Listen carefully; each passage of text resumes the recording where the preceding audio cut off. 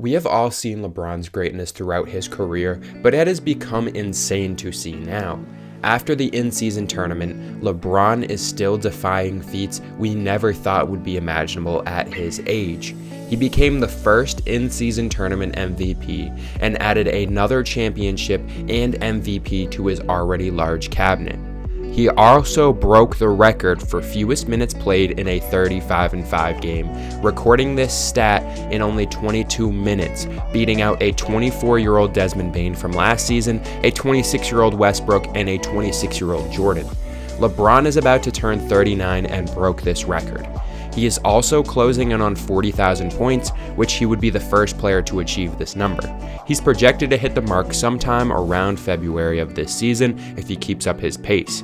The main question people have been asking, how long can he keep this up for? And what does the in-season tournament actually do to his resume? Let's dive in and see how both of those will affect his career, and how long will he be able to continue to do this. First, let's talk about the in-season tournament. Adam Silver and company had many, including myself, skeptical with the idea of the tournament this year, but it ended up being a slam dunk.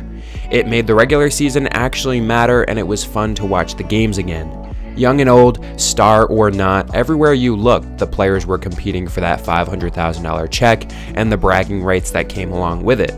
Many stars didn't need the money, but the ones who really did were the bench and role players, and even the two-way players who needed it the most. Some of these guys on their rookie contracts making close to $1 million, this check would be half of their yearly salary. We really didn't know the impact the in-season tournament would have on LeBron's career for at least another decade. We have to see how this continues to play out in the future and how serious teams continue to take this. I don't see a world where this ever becomes as important as the finals, but how close could it be? Where will his MVP from this in-season tournament rank? As prestigious as a regular MVP award? You can make an argument either way. On one side, it's essentially a less prestigious finals MVP, so where does it fall on the MVP spectrum?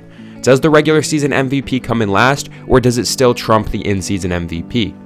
A lot of questions that we still have to wait and see for, and in the end, there's really no correct answer. It all comes down to perspective.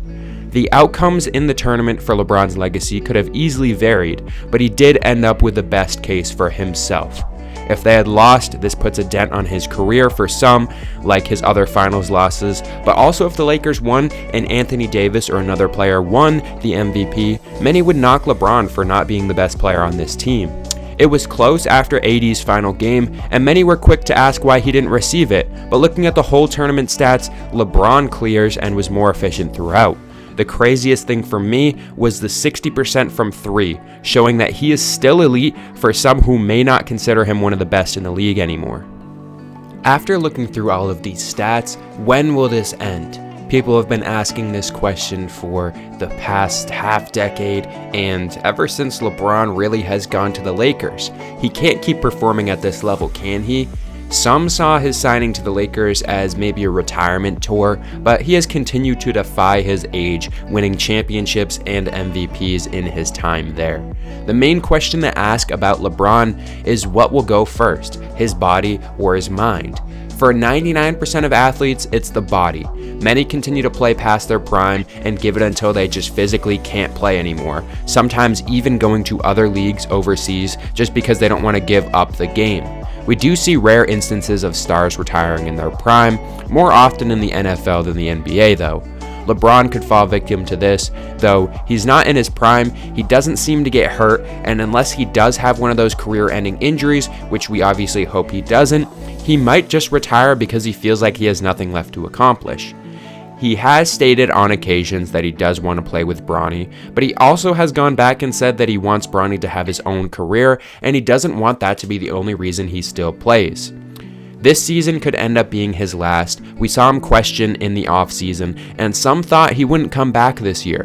But after this offseason, reloading the roster and winning the in-season tournament, and that 40K mark of points on his horizon, I still think there's something left in his tank.